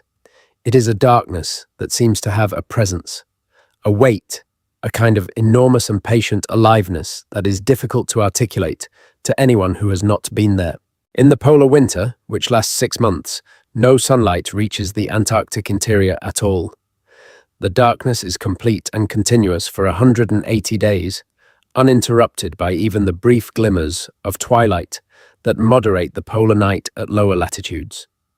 The stars, in that darkness, are extraordinary, not the familiar scattered stars of temperate skies, but a dome of dense and brilliant light that seems to press down toward the ice, closer and more present than the stars have any right to be, as though the atmosphere itself is thinner or more transparent here at the bottom of the world, as though the distance between the planet and the rest of the universe is somehow reduced at the poles. The ancient peoples who, in the alternative history framework, inhabited the Antarctic coast before the glaciation, would have known this darkness. They would have known the long winter night and the long summer day and the extraordinary quality of the polar sky at its most extreme. They would have been, in all likelihood, the finest astronomers of the ancient world, positioned as they were at the bottom of the planet with an unobstructed view of the southern celestial hemisphere that no other human culture shared. The southern sky, visible only from latitudes south of the equator, contains astronomical features invisible from the northern hemisphere, where the vast majority of ancient astronomical traditions developed. The Magellanic Clouds, small satellite galaxies of the Milky Way, visible to the naked eye only from southern latitudes. The Southern Cross, the constellation by which southern navigators oriented themselves before the availability of the magnetic compass. The rich star fields of the galactic center, which appear low on the horizon, even from tropical southern latitudes, but would have been directly overhead for observers in the Antarctic region. A civilization of Antarctic astronomers, if such a civilization existed, would have accumulated a body of astronomical knowledge unlike anything possessed by the cultures of the Northern Hemisphere. They would have charted the movements of stars and planets from a perspective that no other culture occupied, built their calendars and their religious traditions around celestial events visible only from the south, and developed navigation methods based on southern skies that could guide sailors anywhere on the planet's surface. If the navigational knowledge encoded in the ancient maps that show Antarctica came from such a civilization, it would explain not only the geographical accuracy of those maps, but also the navigational tradition they imply. The idea that the people who made the original observations had the ability to travel the Southern Ocean with sufficient precision to chart its coastlines and islands, a maritime tradition sophisticated enough to have mapped a continent, most of the world would not discover for another several thousand years. This is the most romantic version of the frozen cities story, and it is probably worth acknowledging that it is romantic. That the image of a civilization of Antarctic astronomers building their stone observatories and their harbor works at the bottom of the world, charting the southern stars and sailing the great ocean that surrounded them, is an image that carries an emotional charge that may be influencing the ease with which it assembles itself from the available fragments. The alternative history of ancient civilizations has always been a literature that appeals to the imagination as well as to the intellect, that draws its force partly from the genuine anomalies in the official record and partly from the human desire to find in the deep past a world more magnificent and more mysterious than the conventional account provides. This is not a criticism. The desire to find magnificence in the past is a perfectly human desire, and the conventional historical narrative, with its story of gradual and linear progress from primitive origins to modern sophistication, is not the only story that the evidence supports, but it is worth being aware of the desire and of the way it can cause us to reach, sometimes, for conclusions that the evidence does not quite warrant.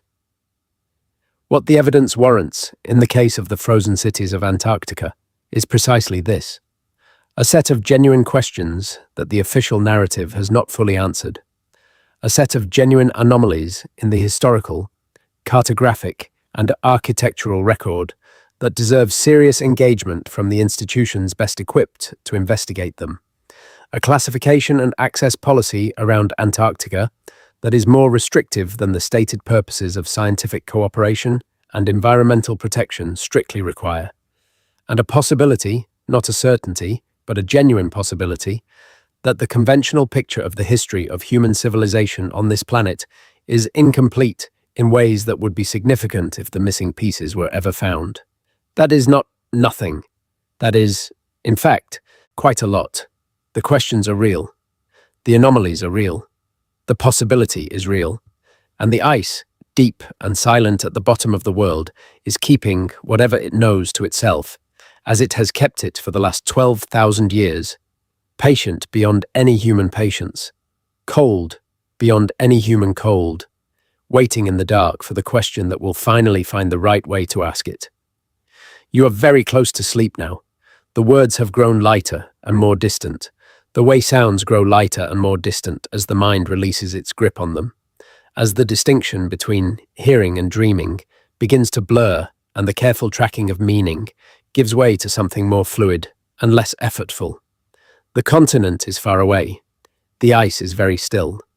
Somewhere, deep beneath the miles of frozen silence, whatever is there or is not there, continues to be or not to be, indifferent to the distance between itself and any waking mind, indifferent to the centuries that have passed since the last warm hand touched it, indifferent to the questions that circle above it, like the great seabirds that wheel above the Ross Sea in the long Antarctic summer, crying into the cold air and finding no answer, and returning to the water to begin again. Rest now. There is nothing more that needs to be said tonight. The frozen cities, if they exist, will still be frozen when you wake.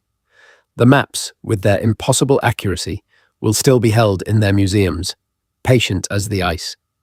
The questions will still be open, the way all the best questions are always open, inviting the next mind that arrives at them to bring whatever it can, to add its small thread to the long and patient argument that humanity has been making with its own ignorance since the first person looked at the stars and wondered what they meant. The Antarctic night is long and absolute and full of stars. The ice covers everything, and somewhere, in the deep and frozen quiet at the bottom of the world, the oldest questions sleep. Sleep now. Sleep. There is a quality of patience in very old things that is difficult to describe to those who have not encountered it directly. When you stand in the presence of something genuinely ancient, something that has endured across millennia, while everything around it changed and fell and was forgotten and rebuilt, there is a particular sensation that is not quite awe and not quite unease, but something between the two. Something that comes from the sudden and vivid awareness of how small your own lifespan is in relation to the scale of time that the old thing has been measuring.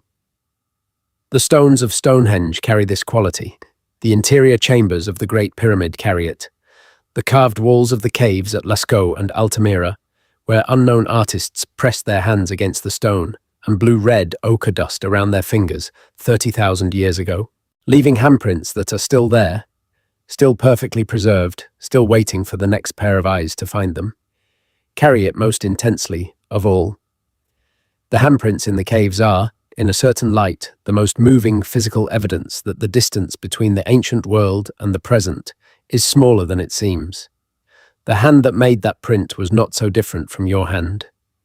The person who made it had the same basic sensory apparatus, the same fundamental capacity for thought and feeling, and the desire to leave a mark on the world that says quietly and without embellishment, "I was here."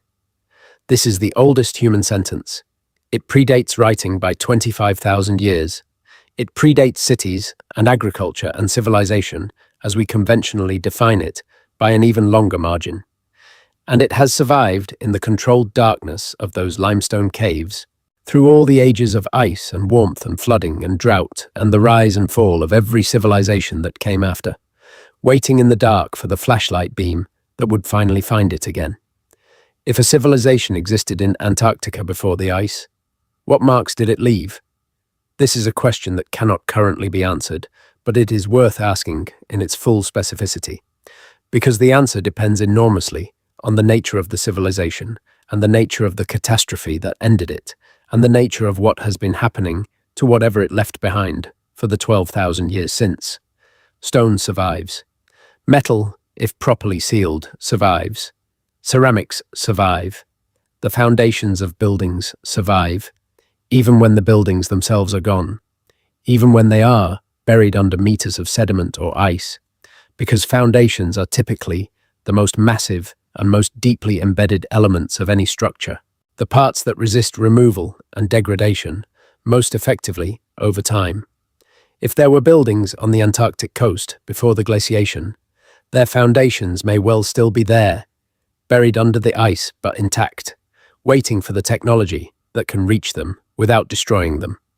LiDAR, the remote sensing technology that uses laser pulses to map surfaces and penetrate vegetation to reveal features beneath, has revolutionized archaeology in tropical environments by making it possible to map buried cities and structures beneath the jungle canopy from aircraft. It was LiDAR that revealed, in 2018, the extraordinary extent of the ancient Maya civilization beneath the forests of northern Guatemala, discovering tens of thousands of previously unknown structures, including entire urban complexes, defensive walls, and elevated causeways connecting distant population centers across an area of hundreds of square kilometers. The scale of what was found was far larger than anything previously suspected by conventional archaeology, and it required a fundamental revision of the population, estimates, and social complexity attributed to the classic Maya civilization. Ice-penetrating radar, which uses radio waves rather than laser pulses to map what lies beneath glacial ice, has been used extensively in Antarctica to produce the subglacial topography maps that reveal the continent's rivers and valleys and mountain ranges beneath the ice sheet. The technology is well developed and continues to improve. In principle, it could detect the kind of regular geometric features that would indicate artificial structures if such structures existed beneath the ice, at depths accessible to current systems. The question of whether it has detected such features, and if so, what has been done with that information, is precisely the kind of question that the alternative history community believes it has reason to ask and little ability to answer definitively, given the restricted nature of much of the data gathered by official Antarctic research programs. The convergence of advanced remote sensing technologies, with a renewed public and institutional interest in the deep history of human civilization, creates a set of conditions in which, if there is something significant beneath the Antarctic ice, the probability of its eventual discovery is higher than it has ever been. The century between Byrd's expeditions and the present day has seen an extraordinary acceleration in the technical capacity to see through and beneath opaque surfaces, to detect and characterize features at scales and depths that would have been unimaginable to the explorers of the heroic age.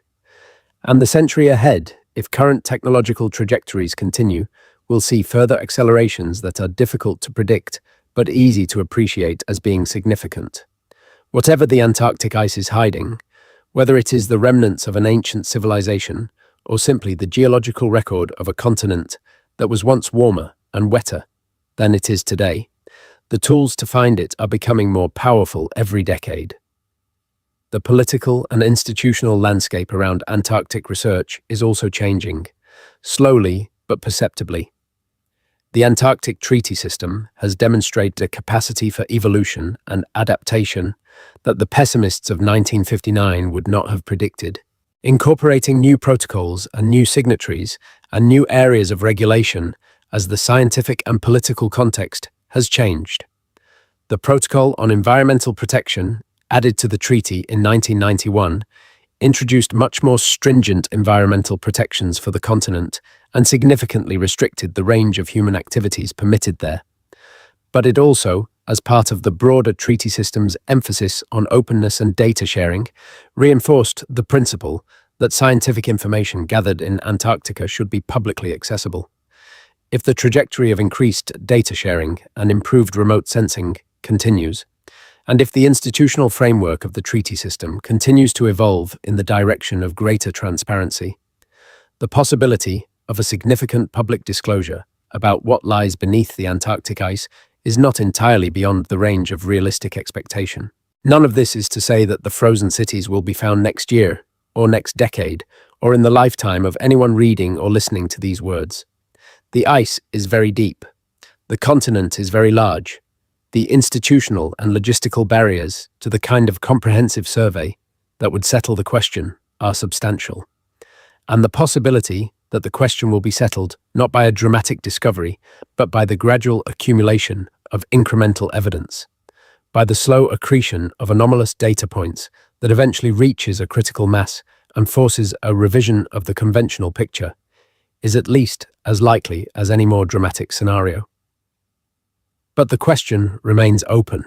It has remained open for a very long time, through all the official expeditions and all the classified records, and all the alternative history research and all the mainstream academic dismissals.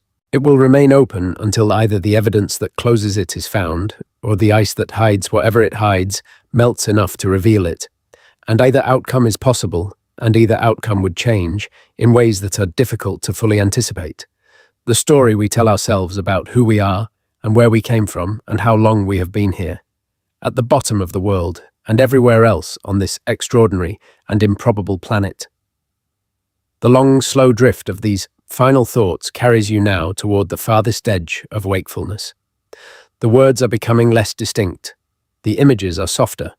The questions have released their grip and become simply present, ambient, The way the cold is ambient in the Antarctic air and the darkness is ambient in the polar winter, total and patient and indifferent to the small warm consciousness that moves through it for a moment and then is still.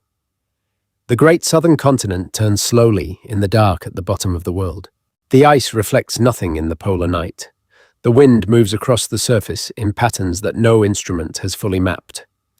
The subglacial lakes flow with their ancient water from one basin to the next, in absolute darkness, carrying whatever life they carry, exchanging whatever chemistry they exchange with the bedrock beneath them, in a hydrological cycle that has been operating, sealed from the surface, for millions of years. The mountain ranges buried beneath the ice stand as they have stood for tens of millions of years, patient beyond any patience a human mind can model, indifferent to the ice that covers them and the questions that reach toward them from above. And somewhere in that vast and frozen silence, beneath the weight of all that certainty and all that cold, there may be something else. There may be the walls of a city that knew a different sky.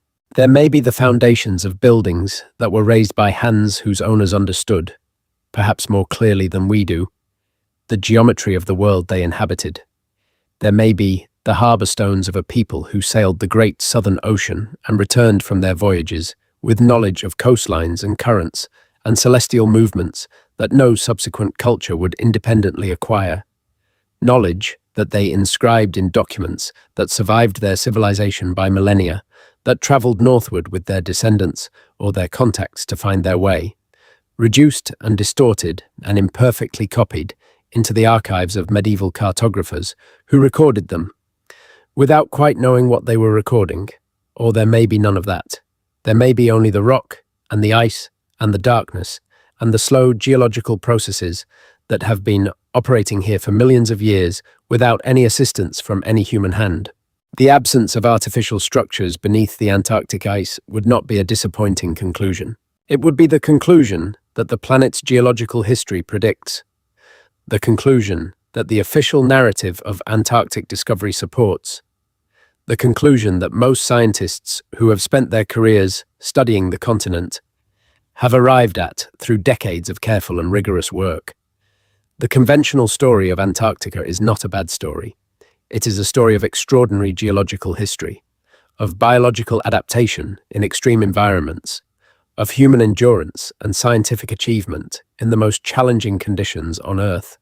It does not need frozen cities to make it significant, but the alternative story, the story that reaches beneath the ice and backward through the centuries, to the anomalous maps and the anomalous buildings and the anomalous monuments and the anomalous histories that the conventional narrative cannot quite account for, is also not a bad story. It is a story that takes the genuine anomalies seriously, that asks the questions the official narrative deflects, that imagines a past more complex and more magnificent than the one we are typically offered. Whether it is a true story is a question that the ice has not yet chosen to answer, and until it does, the question remains, as all the best questions remain, indefinitely open, patient, and full of the particular quality of darkness that belongs to places and things and times that are very old and very deep and very still. Sleep. The night has been long and the journey has been farther than any ordinary night carries. The continent is turning in the southern dark. The ice is holding everything it holds. And you are here, at the other end of the world from all of it, warm in the ordinary warmth of an ordinary place, drifting now through the last thin membrane between wakefulness and the deep rest that has been waiting for you through all these hours of quiet and patient exploration. The frozen cities, if they are there, will wait. They have waited this long. They can wait a little longer. Sleep. There is a recurring feature in the dreams of people who spend time in Antarctica, a feature reported independently by scientists and support staff and military personnel who have wintered over at the various national research stations on the continent. In these dreams, which are more vivid and more persistent than the ordinary dreams of ordinary places, the dreamers find themselves walking across a landscape that is simultaneously the one they know, the white expanse of ice and rock and the sky that presses down, and something else entirely. A landscape with features that the dreamer knows, with certainty, are not there in waking life. Roads, trees, occasional and wind-bent, buildings of stone whose windows look out over harbours, that carry the slow movement of water in a climate too cold to allow water in the waking world. The dreamers do not find these visions frightening. They find them clarifying, as though the dream is showing them something that the waking world is merely concealing, a depth beneath the visible surface that is accessible only in the particular way that the deep Antarctic winter opens the mind, the way isolation and cold and perpetual darkness strip away the ordinary maintenance of consensus reality and allow something older and more fundamental to surface. These reports are anecdotal. They are not part of the scientific literature on Antarctic psychology, though the psychological effects of extended time at polar research stations are a legitimate area of study. They are the kind of evidence that cannot be evaluated by conventional empirical methods, the kind of evidence that the alternative history tradition tends to embrace uncritically, and the mainstream scientific tradition tends to dismiss entirely. And yet, they form a pattern, the same pattern that appears in the dreams and visions and traditions of indigenous peoples who live near sites of known or suspected ancient significance. The feeling of something present in the landscape that is older than the landscape as we know it. A memory embedded in the place itself that surfaces in the minds of those who are open to receiving it.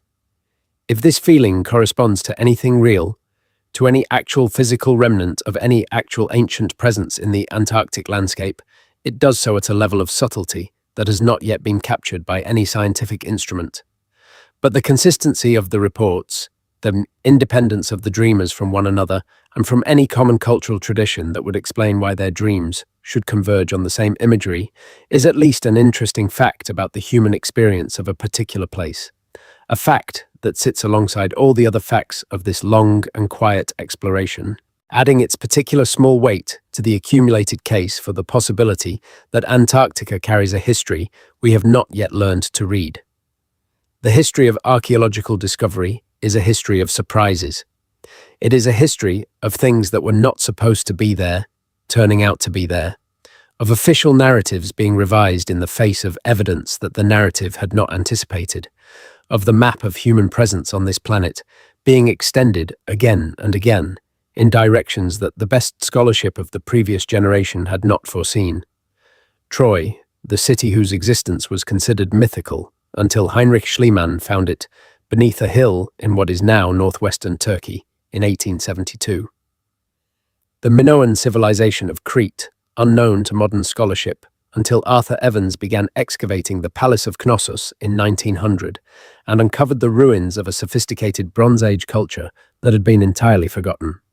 The cities of the Indus Valley, Mohenjo-Daro and Harappa, and dozens of others, undiscovered until the 1920s and representing, at the time of their discovery, the third great riverine civilization of the ancient world alongside Egypt and Mesopotamia, a civilization that nobody in the Western archaeological tradition had known existed.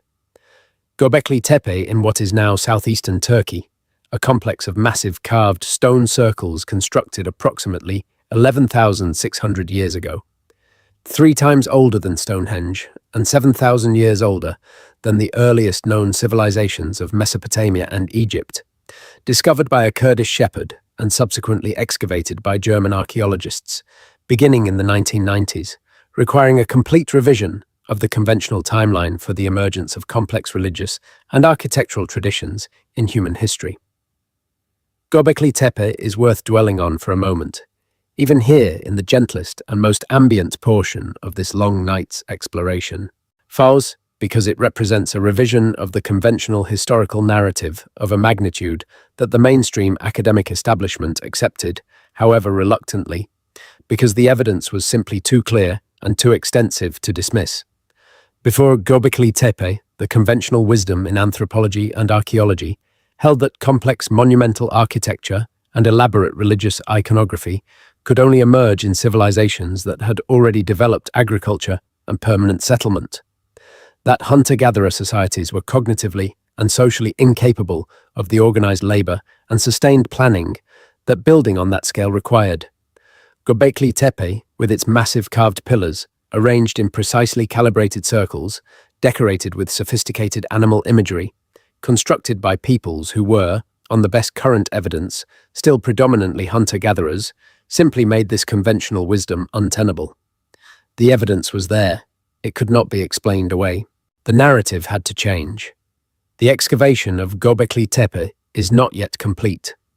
The site covers a large area, and Klaus Schmidt, the archaeologist who led the excavations from their beginning until his death in 2014, estimated that only a small fraction of the site has been uncovered.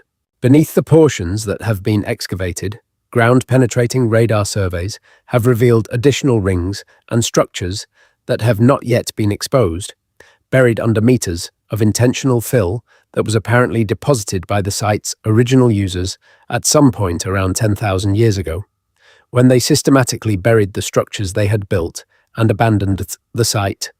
Why they buried it, what the structures were used for in the millennia of their operation, who built them, and what happened to the civilization or cultural tradition that built them. These are questions that the excavation has raised but not yet answered. The pattern of intentional burial is significant.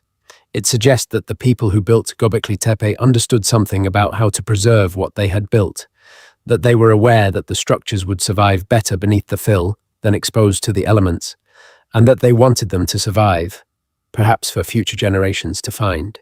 Perhaps simply as an act of reverence for something they considered sacred enough to seal rather than allow to decay. Whether a similar intentional or unintentional burial has preserved structures in Antarctica, sealed by ice rather than fill, but preserved by the same principle of environmental isolation from the destructive forces of the surface world, is a question that the discovery of Göbekli Tepe makes somewhat less implausible than it might otherwise seem. The world is older and stranger and more full of human presence than the conventional narrative of history typically acknowledges. This is not a fringe position. It is the conclusion that accumulates from decade after decade of archaeological discoveries that consistently push the evidence for complex human cognition and complex human construction, further back in time than the previous generation of scholars thought possible. The capacity for monumental architecture was evidently present in the human species well before the development of agriculture or urban civilization.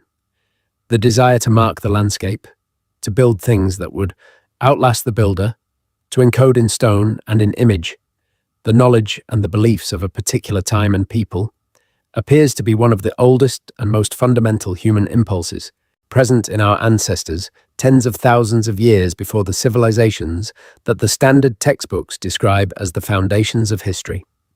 In this context, the possibility that a sophisticated civilization existed somewhere on or near the Antarctic continent in the period before the most recent glacial advance is not inherently more implausible than the existence of Göbekli Tepe was before its discovery, or the existence of the Indus Valley civilizations before their excavation, or the existence of any of the other major discoveries that have forced revisions in the conventional historical narrative over the past century and a half. It is a possibility that requires evidence to support, evidence that does not currently exist in a form that the mainstream academic community considers adequate, but it is not a possibility that reason alone requires us to dismiss. The absence of confirmed evidence for something is not the same as confirmed evidence for its absence. And in a place as remote and as inaccessible and as imperfectly surveyed as Antarctica, the absence of confirmed evidence may say more about the limitations of our access than about the actual content of the place. The night wind of the Southern Ocean is among the strongest and most sustained winds in the world. The westerly winds that circle the Antarctic continent, unimpeded by any landmass in their path, drive the sea into massive waves that are the largest in any ocean. The storms of the Drake Passage, the stretch of open water between the southern tip of South America and the Antarctic Peninsula, are among the most violent weather systems on Earth, capable of producing waves more than 30 meters high and wind speeds that would strip the paint from a building in a matter of hours. It was through this passage that the early Antarctic explorers struggled southward in their wooden ships, and it was the difficulty of the passage that delayed the discovery of the continent for as long as it did, keeping the Southern Ocean effectively sealed against the casual navigation of any civilization. without the specific shipbuildings and navigational expertise required to survive it. The navigation of the Drake Passage and the broader Southern Ocean required a very particular kind of seamanship, an understanding of the weather systems and the ocean currents and the ice conditions of the highest southern latitudes that could only be developed through extensive direct experience. If a civilization existed on the Antarctic coast before the glaciation, its sailors would have been the only human beings with the experience and the knowledge to navigate those waters regularly, and the navigational tradition they developed would have been unlike anything possessed by any culture of the Northern Hemisphere, adapted to conditions and challenges that no other maritime tradition had ever faced. The survival of elements of that navigational tradition, encoded in the charts and pilots that were eventually compiled into the maps of Piri Reis and Orontius Phineus, would explain not only the geographical accuracy of those maps, but also the maritime confidence they imply, the confidence of people who knew the Southern Ocean from direct experience and who trusted that the coastlines they were drawing were real because their predecessors had sailed along them. In the waters of the Southern Ocean, in the permanent cold of the deep Antarctic Sea, there are creatures that have evolved in isolation from the rest of the world's oceans for millions of years, adapted to conditions so extreme that they have developed physiological solutions to the problems of cold and pressure and darkness that have no parallel in any other marine environment. The Antarctic toothfish lives at depths of up to 2,000 meters in water that stays just above freezing year-round, sustained by a physiology that includes a protein in its blood that functions as antifreeze, preventing its tissues from crystallizing in the extreme cold. The colossal squid, which inhabits the Southern Ocean and is the largest invertebrate on Earth, can reach weights of more than 500 kilograms and has eyes the size of dinner plates, the largest eyes of any living animal, adapted to see in the perpetual, near darkness of the deep Southern Sea. The icefish, unique to Antarctic waters, has no hemoglobin in its blood at all, a physiological adaptation found in no other vertebrate on Earth, surviving instead on the high dissolved oxygen content of the near-freezing water. These creatures are evidence, in their own way, of the extraordinary power of isolation and environmental pressure to produce solutions that no other set of conditions would have generated. They are the biological equivalent of the anomalous maps and the buried buildings, products of a history so different from the standard framework that they require their own explanatory structure, their own narrative of how they came to be what they are. And they are, in a way that is easy to overlook but worth acknowledging, companions to whatever lies beneath the ice, participants in the same deep southern history, survivors of the same long isolation that has kept the secrets of the continent from the rest of the world for so many thousands of years. The quiet of Antarctica is, at its deepest, not a natural quiet, but something that seems almost deliberate, as though the continent itself has organized its climate and its geography to maintain a silence that resists intrusion. The wind noise that is the constant companion of any surface traveler in Antarctica is, paradoxically, a component of this silence rather than a contradiction of it, the way the sound of the sea is a component of the silence of a coastal night, filling the foreground so completely that it functions as a kind of acoustic isolation, blocking out the smaller sounds of the inhabited world and creating a space within which even very large questions can rest without echo. The wind of the southern continent, carrying its cargo of ice crystals and sub-zero air across thousands of kilometers of unobstructed ocean, is a sound unlike any other sound in the world. People who have spent time in Antarctica describe it as the most total sound they have ever experienced, a sound that fills the entire spectrum of hearing and leaves no room for anything else, that crowds out thought and memory and the small, insistent voices of anxiety and ambition that occupy so much of ordinary waking consciousness. In that wind, in that total and overwhelming sound, there is a kind of peace. Not a comfortable peace, not a peace that warms or reassures, but a peace that comes from the sudden awareness that you are very small and the world is very large and the time through which the world has been operating is so vast that your lifetime is not even a footnote in it. This is not a frightening awareness for most people who encounter it. It is a clarifying one. The things that seemed urgent reveal themselves as local. The things that seemed permanent reveal themselves as temporary. The things that seemed known reveal themselves as provisional, guesses and estimates and best available interpretations that the next piece of evidence might complicate or overturn. And in the space that opens when all of that is released, there is room for something older and quieter to be heard. The long patience of the planet itself. The deep geological time that underlies all human history.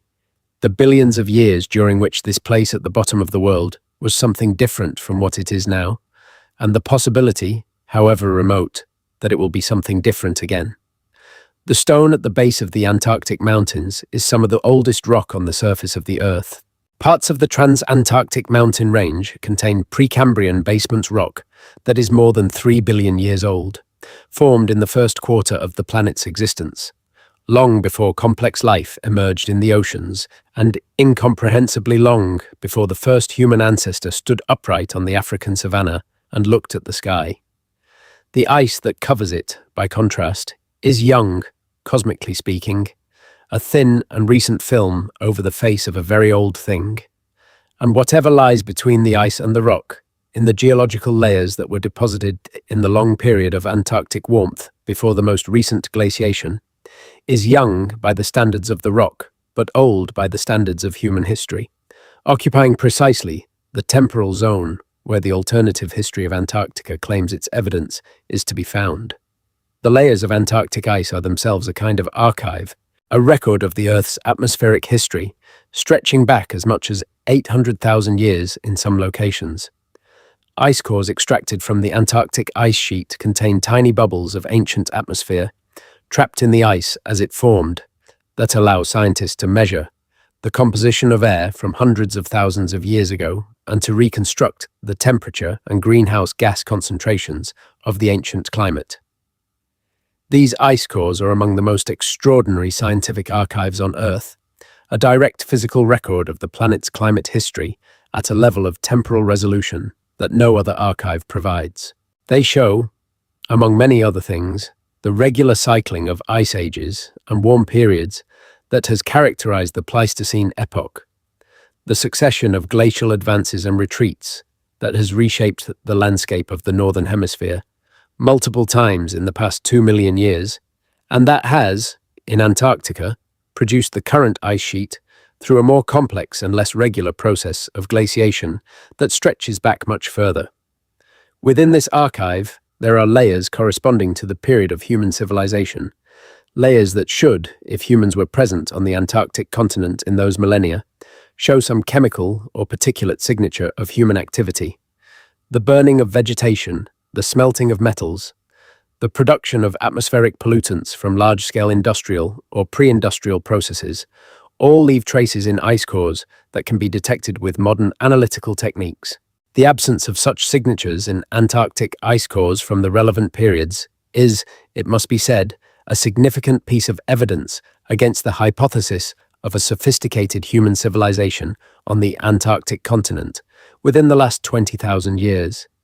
It does not absolutely rule out human presence of a limited or non-industrial nature, and there are questions about the spatial coverage of ice core sampling that mean the absence of signatures in the cores that have been analyzed does not prove the absence of signatures in cores that have not been taken.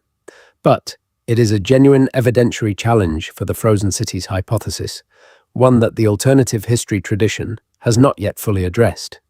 The accumulation of such challenges does not necessarily invalidate the hypothesis.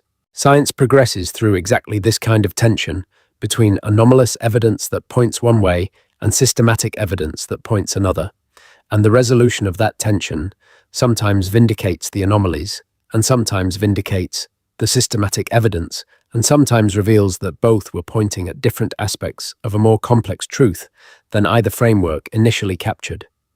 The history of Antarctica is not yet resolved. The evidence is not yet complete, and the questions remain, as they have remained through all the hours of this long and patient night, open and full and carrying their weight quietly into the deepest part of the dark.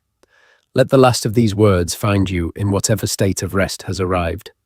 Let the long patience of the continent rest alongside your own rest, not urgent, not demanding, simply present the way very old things are present when you stop to acknowledge them. The ice is exactly where it has always been. The questions are exactly where they have always been. And you are here, exactly where you are, at the end of a long journey through one of the most extraordinary and most uncertain territories in the whole of human inquiry. Ready now for the deepest and most complete silence of all. The silence that comes not from the absence of things, but from the presence of everything. The total and encompassing quiet of a mind that has done enough for one night and is ready, at last, to let it all go and simply be still. The Antarctic dawn, when it comes after the long polar night, is one of the most extraordinary sights available to any human eye. It does not arrive suddenly. It builds over the course of hours, a gradual brightening at the horizon that deepens and expands and transforms the white world from deepest blue-black to violet to the palest imaginable pink, before the sun itself appears, enormous and orange and closer seeming than it ever looks from lower latitudes, hovering at the edge of the world and casting long shadows across the ice that point back toward the darkness from which the day has emerged. The Antarctic dawn is a daily demonstration of the fact that even the longest and most absolute night eventually ends, that light returns, that the day is not permanently lost simply because the night has lasted longer than any night has any ordinary right to last. The dawn is always coming, even in the depths of the polar winter, when the sun has been below the horizon for months and the ice reflects only starlight and the temperature has fallen to depths that challenge the very concept of warmth. The geometry of the planet is already preparing the conditions for the eventual return of the light, the axis of rotation, carrying the southern pole back toward the sun in the long, slow rhythm that has governed the seasons of this place for millions of years. What was frozen will not be frozen forever. What is hidden will not be hidden forever. The light will come back, as it always comes back, at whatever speed the physics of the solar system dictates, patient and impersonal and indifferent to any particular agenda, simply performing the function it has always performed. Until that dawn, whatever dawn it is, the ice holds everything. It holds, and the questions remain where they have been placed, and the night continues its long and comfortable work of carrying minds from wakefulness to rest, from the sharp edges of the known world into the soft and pathless territory of sleep, where the frozen cities are neither found nor not found, but simply present. The way all the best mysteries are present, without pressure, without deadline, in the total and welcoming dark. Sleep well. The ice will be there in the morning, will,